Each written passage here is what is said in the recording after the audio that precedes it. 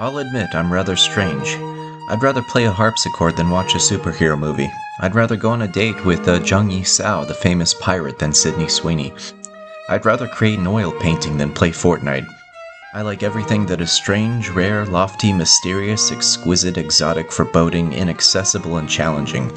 If you are like me, you should read The Anatomy of Melancholy by Robert Burton. The Anatomy of Melancholy was written in 1621 and was designed to be a medical textbook aiming to analyze the nature of what we would today call clinical depression. As the author notes in the preface, he sets out to write of melancholy by being busy to avoid melancholy. For that, we must thank him. Medical innovation was stifled in Europe for centuries due to the unchallengeable authority given to the best medical writers of antiquity, which is rhetorically speaking called an appeal to authority. It wasn't until the Renaissance and into the Enlightenment that the field of medicine began to move away from this appeal towards progress and innovation. Burton's attempt at the subject represents something in the middle between the old and the new.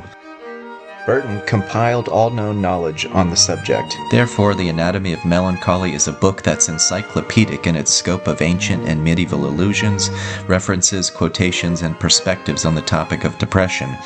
Where else can you find Aristotle, Hippocrates, astrology, theology, medieval demonology, physiology, and psychology in one place?